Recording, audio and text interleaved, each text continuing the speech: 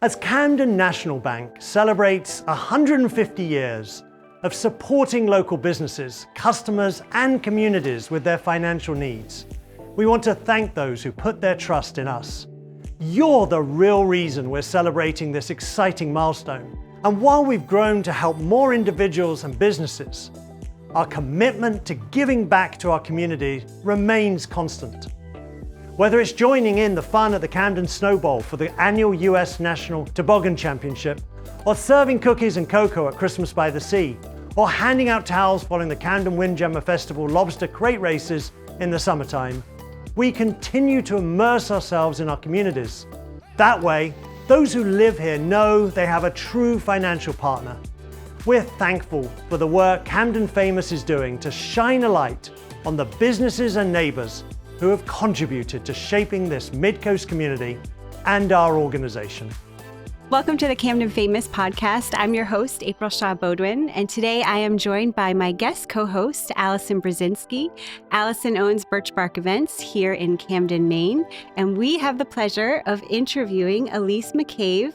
Elise McCabe is the executive director at Points North Institute and at the Camden International Film Festival, more commonly known as SIFF. Not only did I bring Allison on today because Allison is my dear friend and a great listener and a great deep question asker.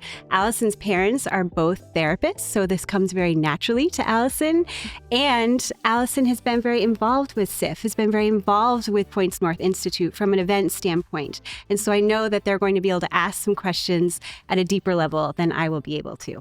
And with that, Allison, I think you should decide where we're going to kick off with Elise. Great. Thank you so much, April. Thanks for having me here. Elise, it's so wonderful to see you. I would love to know more about your story. What brought you to the Mid-Coast? What brought you to Points North Institute and SIFF?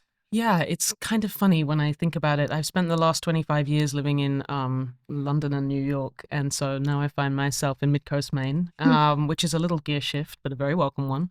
How did I find myself here? I guess there's a few ways to answer that, but one is that I used to work at a documentary nonprofit, not a million miles different from Points North, and I loved it. I worked there for about 8 years, Doc Society. In fact, they come to the festival every year.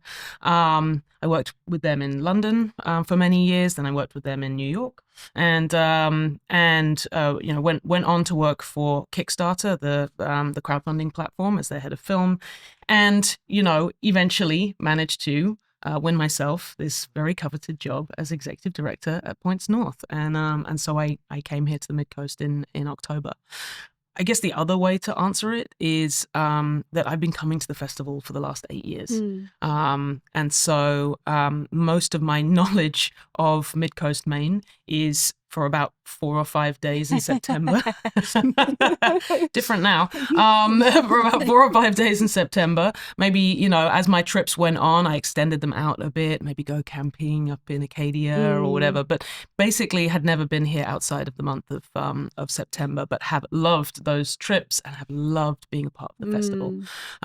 So, when the job came up here, I wasted no time in making sure that everybody knew that I wanted it. And you recently purchased your home in Rockland? I did. I woke up this morning in an almost entirely empty house in Rockland, just the sound of my own voice bouncing against the walls. So hopefully, if anyone out there has any furniture for me, I'm accepting offers of all kinds. I hear that Facebook Marketplace is really great for furniture, actually. I don't mind admitting that one of the reasons that I was late this morning is because I was browsing Facebook Marketplace. The truth comes out here, Elise. I know. I found 2 very beaten up dresses in Sydney, Maine. So what can I say? You can't sleep on these bargains. You really can't. You also moderate the pitch, and I find the pitch to be so pivotal and important and special to what SIFF is. Can you share with our listeners a little bit more about what the pitch is and your role within that? Yeah, I have to say, I think that's the first time that I felt very lucky and very picked by SIFF was when Ben and Sean asked me if I would moderate the pitch. So the pitch is an opportunity for 6 filmmakers to pitch their their documentary film that is usually in development or production, they haven't started editing it usually, to a panel of industry experts, funders, commissioners, distributors, platforms, in front of the entire Camden Opera House. So they're sort of pitching to, yes, people who could really make a difference to their project, but they have the added pressure, which filmmakers who like to spend time behind the camera, it's not really there. They're not necessarily, it doesn't really appeal to them spending a lot of time on stage. But with that kind of added atmosphere of having 450 people. And I think what is special about it, they spend 3 days, the filmmakers spend 3 days in kind of, in a retreat together, in community with one another, with brilliant mentors, thinking about their films, developing their films, thinking about pitching them. So that is very special, that kind of the bond that they build with one another as a cohort of filmmakers. But then I think the kind of real magic happens is that the audience is a real combination of local folks and filmmakers who've come in for the festival and industry people. And so, and I think that's what kind of gives it its special sort of, that special magic is that like everyone's really rooting for them. Everyone knows these filmmakers are so nervous. But I always try to make sure that the filmmakers know that every single person in the audience is on their side. This isn't actually a group of people wanting to catch them out. It's a group of people really wanting to like lift them up and see them succeed, and a group of people excited to see what happens under the hood of the development of a film, and learn a little bit about that. So I love the pitch. It's a 3-hour session on the Saturday morning of the festival, and the films always are so varied. They come from around the world, the US and internationally. They are representing 6 incredibly diverse stories, and sometimes these filmmakers have the most extraordinary access, into stories that you think, how did you get into this? How did you get into this part of the world, or this very kind of rarefied environment, or how did you build a relationship with these folks? So it's just like 3 hours and you take a trip around the whole world. Wow. Yeah. And what happens for the winner? Actually, it's not really about the winning. Oh, okay. Dare I say, it's about the taking part. The last few years, I think the sort of the panelists have chosen a best pitch. It's sort of maybe more reflective of how well the filmmakers have presented their idea, rather than maybe fundamentally whether they think it's the most viable film. But really it's about learning and exposure for all of the films, rather than one winner. Gotcha. Yeah. So what we hope is that they are all, dare I say it, they are all winners in a way, but they all come away with having really expanded their professional network. They've developed relationships and contacts with people at Netflix and at Hulu and, foundations that put money into films, and, the whole, like anyone who has the capacity to help them finish their film and get it seen by audience members. That's the idea, is that they have spent several days, and then that pitch session, taking meetings, talking about their film, getting people excited. Wow. And so do you have a lot of relationships that help bring people in from Netflix? And yeah, I mean, I personally do, yes, but also the team here is amazing and has been doing this work for far longer than I've been involved with it in this capacity. So I think it's a collective, effort. I've certainly been kind of on the sort of international film festival circuit over the last 15 years, and in the business of meeting people, really meeting so many people. But then so has Sean Flynn, our artistic director, and Milton and Zaina, our programmers. Everyone is like these little kind of network buzzing bees, just kind of like making their way around the international film festival circuit. And so, yeah, we collectively bring all of those relationships together to the festival. Amazing. And the pitch is the culmination for the SIF fellowship program. I was involved with the fellowships. They hold a very special place in my heart. I loved being with those young emerging filmmakers and seeing their talent, and that bond that you described it's just indescribable, honestly. It's really beautiful. Can you share more information about artist programs and the fellowships that are offered? Yeah. So I think it's probably the part of the organization that people know the least about, at least locally, because it's sort of not so public facing. But Points North as an institute runs the film festival, and it also runs a suite of artist programs. It varies in number every year. Last year we had, I think, 7. So 7 cohorts of maybe 4 to 6 filmmaking teams. And they've spent a week here in Camden and Rockland working on their film projects. They have mentors assigned to them. They are in community with one another and with each of the other artist programs. And it's really an opportunity for them to push their film projects forward, develop their networks, their professional networks, bond with each other, enjoy a sail from Camden Harbor, which we're looking at right now, and enjoy doing that in this beautiful place. So we've also run artist programs and retreats outside of the festival week. We used to run a retreat here in June every year, and actually, as of the last year, have run our first retreat outside of Maine with a partner in just outside Austin. So it expands and contracts year by year depending on the demand and which partnerships we have. But that week leading up to the beginning of the festival on Thursday is really special, and I think it brought maybe 40 to 60 filmmakers here for those days leading up to the festival in 2024. Wow. Yeah.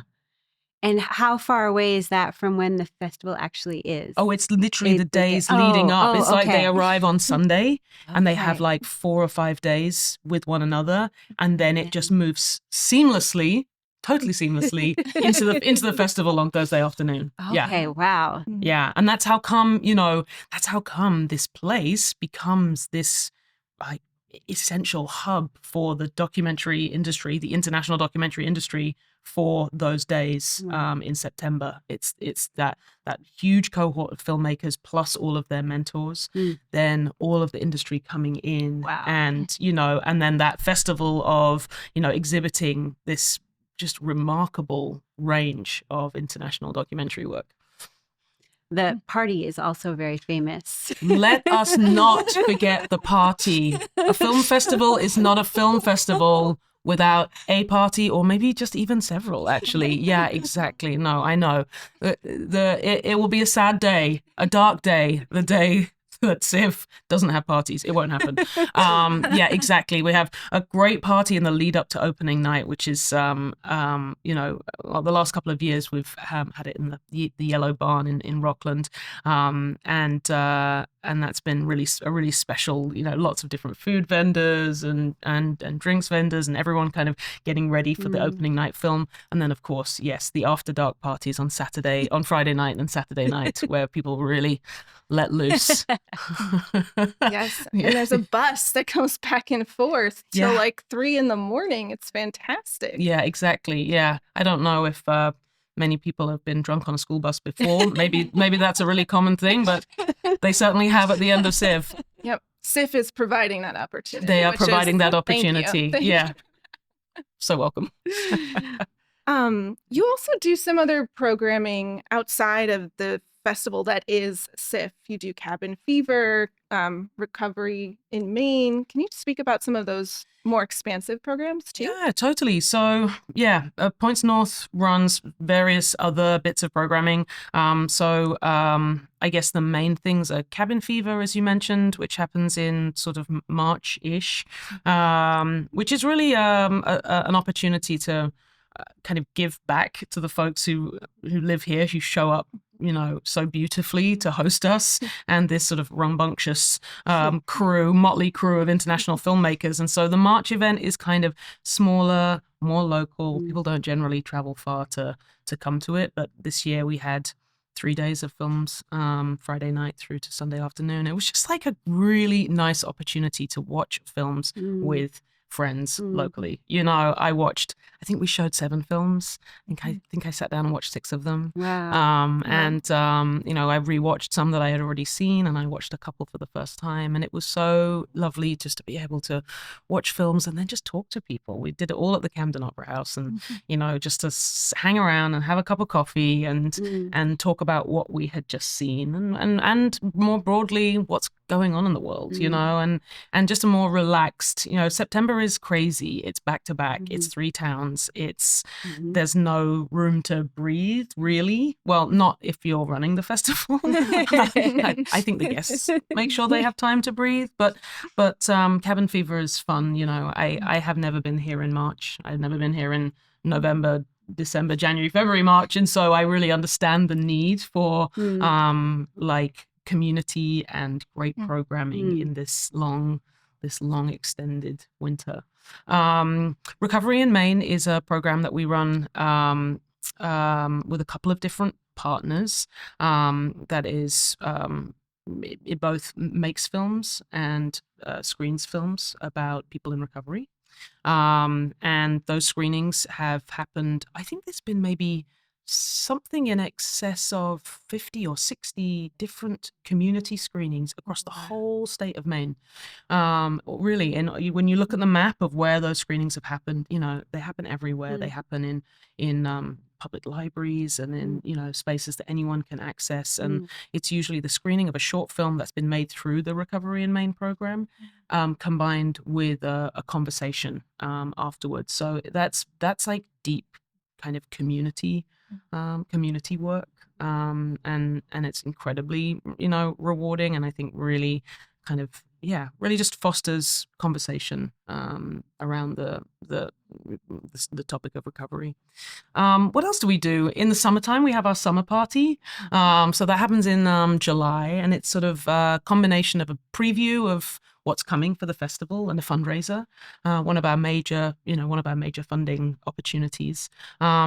And I mean, this organization is funded probably around 30% by individual donors, many of whom are locally based or have a strong connection with the area, and we couldn't operate without that. So, you know, the summer party is both incredibly fun, but it's also a really essential part of our sort of fundraising kind of activities over the course of the year. So we're in the process of picking the film for that, but we hope to pick something that will be really kind of have really broad appeal.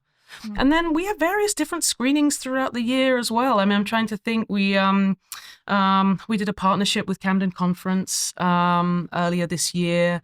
We have a partnership screening with Midcoast Villager that's going to be happening in May, and another one with Space Gallery as well. So we're also trying to really deepen those relationships just with our other film enthusiasts, media enthusiasts in Midcoast. So we have, there's lots going on. Yeah, you're so collaborative. I don't think that I understood that until I was getting ready for this interview and hearing you talk today. So that's really beautiful. And actually, I want to talk a little bit about the venues that you have your events at. So the last few years, we've had 3 venues. Strand. And they were guests on the podcast just the other day. Well, I bumped into Anne at Bleecker and Greer right after she had her interview. So yes, the Strand, who we love, Camden Opera House, who we love, and then the last few years we've turned a big warehouse in Rockland, the Journey's End warehouse. No, I've got the wrong word, haven't I? Warehouse? It's a boathouse. Boathouse. Thank you. The Journey's End Boathouse. So historically, we've always turned the Journey's End Boathouse into a cinema. That's not going to happen this year, and we have a mystery third venue, which we'll be able to reveal closer to the time. But the front of Journey's End will still be the party venue. That is where the karaoke will happen. Excellent. So yeah, but our partners at Strand and our partners at Opera House are wonderful, and we love showing films there, and and filmmakers love showing their films, at these venues. Yeah. I mean, the Yeah. Opera House, Camden Opera Yeah. House, like just brilliant. Such a Yeah. treat to be able to show in a historic venue like this. So We also had CMCA on Monday, and they were like, we're really trying to get after SIF and do something collaborative with them. And I said, hey, I'm going to see Elise on Wednesday. I'm going to plug you for this. So just so you know, and it's on camera.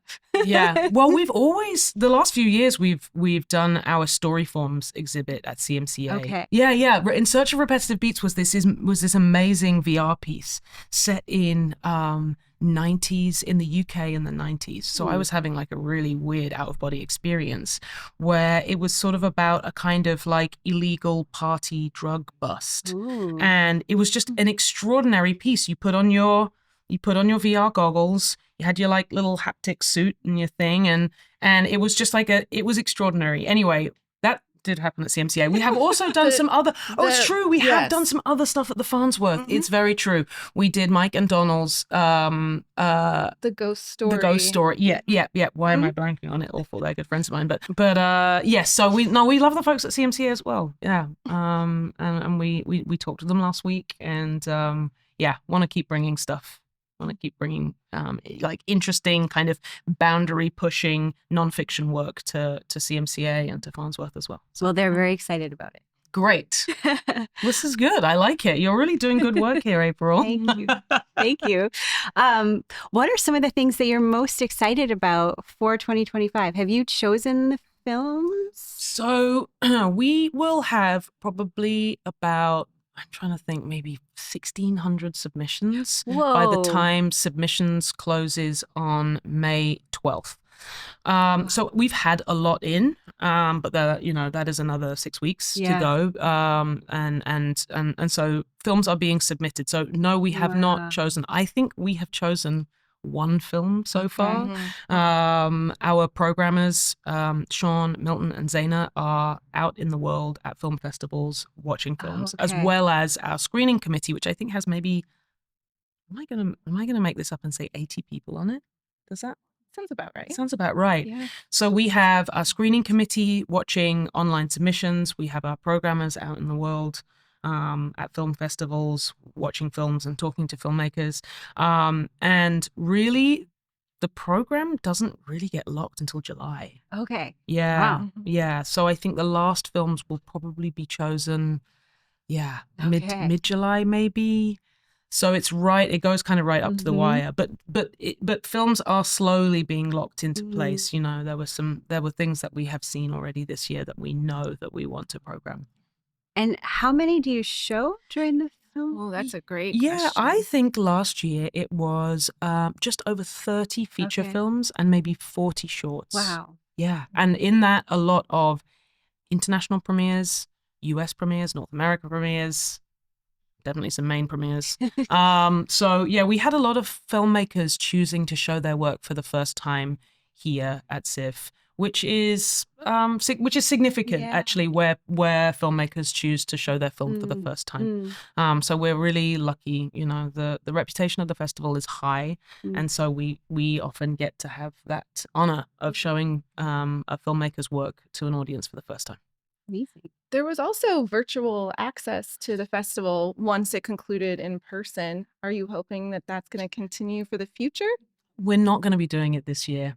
Sadly, it sort of doesn't make sense for us this year. It's a lot of extra work to get those films online, and we've noticed that fewer and fewer filmmakers want to give us the opportunity to show work online. So it was the cost benefit was swinging in the other direction, and so we so for this year we're not going to be doing virtual access. So you got to be here. You got to be here in person, folks.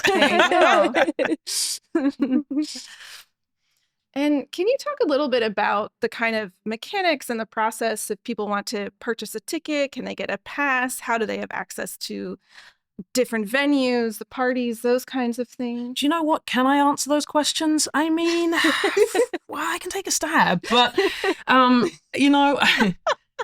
I'm coming up for my 6-month anniversary here, and a lot of what I learn is on a kind of need-to-know basis, and I haven't quite got to that place yet, but I can tell you, we have passes at a number of different levels, and they will allow you at the highest level to access absolutely everything: parties, receptions, films, the whole 9 yards. Maybe even if you get the highest level pass, you can jump the line, or, you know, or at the lower level, just like all of the films, you know.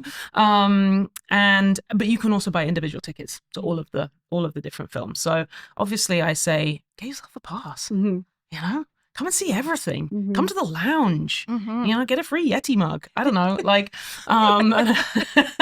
you know, just throw that in there. Absolutely. But yes, I can't speak with any more specificity because I haven't reached that part of my training yet. There is something that SIF builds every year called a hub. And that is where you can go and pick up passes in person, and you can buy merch. And it's really interesting that SIF takes all of these spaces that, as someone who lives in Camden or in the Mid-Coast, that we know so well, and just transforms everything. It's just this infusion of culture and beauty and energy, and it's just really exciting. I think the funny thing is that for me, I've been a punter at the festival for 8 years, and so it's sort of funny to now see it from the other side. I'm like, oh, that's the building where the hub was. I'm like, oh, it's Loose Spirits. Oh, okay. Or I'm like, oh, that was the building where the hub was in 2019. Oh, it's something, you know. So I think it's really funny because there is a reason why I wanted to come and work with this amazing team. I mean, it is, I mean, you know, Alison, they're your friends, you worked with them, you know, over many years. But you know, my knowledge about the festival in the first instance is that it is one of the best showcases of documentary work in the world. And so I know it as this, and now I'm here and I'm, you know, with folks who live here, and, you know, I'm making friends and I'm finding out who can fix my windows, and, you know, and it's a different engagement with the area, with the town, with the people in it. And it's going to be so fun in September to try to weave, for me personally, weave these two experiences together, as yes, we turn these shops, you know, and these bars and into a merch, you know, into a merch station, and it's just it's such an interesting kind of transition for me, because obviously the festival is a source of great pride for folks here, and sometimes I don't know if everyone here knows like what a special place it is for the international documentary film community as well. But it's it's just I feel very proud to be here, both from the documentary side of things and also as now a resident of Mid-Coast, Maine. Well, I'm really delighted that you're here. I mean, just talking to you today and one other time via Zoom, I was like, she's coming to Mid-Coast, Maine. We're going to have coffee. We're going to hang out. We are. I've got my punch card for Zoots. I'm ready. Yeah. Is there any misconceptions or anything you wish the local community knew about SIF or Points North Institute, or vice versa, that the film community knew about Camden and the Mid-Coast? Yeah, I think sometimes the festival can seem like a kind of like a bit of a behemoth, you know, a big kind of operation that just has its own motor and it's just doing its thing. And on some level, I guess maybe that's true, but for the most part, we can't do what we do without the support of the folks here. I mean, as I mentioned before, financially, sure, but also just like everyone's goodwill and participation, we lean on so heavily, and we wouldn't be able to do it without that. So I think if ever, and I don't know because I haven't been here for very long, but I think if ever, you know, folks felt like we were getting too big for our britches, you know, it's just not true. We can't do anything what we do without, you know, folks to be volunteers, without businesses, you know, welcoming us in. And so I think that's probably the only thing that, you know, you have to sort of project a kind of muscularity in order to be the thing that you want to be in the world. But you also can't be that without the support of everybody here locally in Camden, in Rockland, and in Rockport. In terms of the community, they're like the international doc community, they just love coming here. It Yeah, is it's pretty so awesome. special, and they love coming here. They love watching brilliant documentary films, eating excellent lobster, just having this beautiful backdrop against which to have these conversations, to to make their films, to build new creative connections. So I don't think people are excited to come, and they will be excited to come in September as well. Amazing. If someone were to say, I'm not a filmmaker, I don't know very much about film, especially documentaries, what would you say to them in terms of coming to the festival? Do you feel like there's an access point for them to get in? Yeah, the thing is that documentaries are just stories about real people, and we're all real people. So, like, you don't need to know about film. You just need to be interested in people. There are obviously 30 plus feature films you can watch. There's also a whole bunch of shorts blocks, which are so fun to watch. And on Sunday we have our Dirigo docs, which is short films made by people from Maine or Maine stories. And that's always a really fun program. And I'm pretty sure it's free to come in as well to that one, and you can chat with the filmmakers afterwards. So it doesn't have to be intimidating. You don't have to sign up to 100 minutes of documentary intensity, but you can if you like. And that's the nice thing about having a pass as well, is you can just sort of try stuff out. We also have lots of forum sessions, panels and discussions between filmmakers that are more about maybe the art and craft of filmmaking, if you want to kind of take that path. But the barrier for entry is very low, and they're just great stories. So yeah, if you're curious about people, come and watch a film. That's really helpful to know. For me personally, I was like, are they going to quiz me on how many other documentaries I've ever seen and how many film festivals I've been to? And they're going to tell me to get out of here. So this is great for me to hear and learn. Yeah, recently I was on a plane and I watched Barbara Koppel's Harlan County, USA, which is like a seminal doc from the mid-70s, which I'd never seen before. And it's about an Appalachian mining community. I don't know anything about that community, and I just learned so much about the community, about the people in it. And I also felt relieved that at last I had watched this film that everyone else around me has watched. But if you're interested in people and you want to learn something about a community or just something that's happening somewhere in the world that you're not familiar with, then that's kind of all you need. Amazing. I love that. Before we go, was there anything else that we didn't talk about that you want to make sure we cover? I don't think so. I feel great. Amazing. Well, we can't end the interview without you saying what SIFF is famous for. Oh, what is that SIFF famous for? Look, it's famous for docs, but it's really famous for parties. Perfect answer. Amazing. And for the folks who want to find you online, where can they go? Okay, they can find the festival at Camden IFF on Instagram. I think the same on Blue Sky, and pointsnorthinstitute.org is our website. Perfect. Thank you so much for both being on the podcast. Thanks so much, April. Thank you, April. Hi, I'm Justine with Remax Jarrett & Cohn here in Midcoast, Maine. Our real estate agency has 4 offices across the Midcoast, but more importantly, we live and work in the communities we serve. Our agents aren't just here for real estate. We're showing up for our neighbors. We support local businesses, volunteer at events, and regularly give back through fundraisers and community initiatives. This isn't just where we work, it's home, and we care about the people who make it special. Find home with Remax Jarrett & Cohn.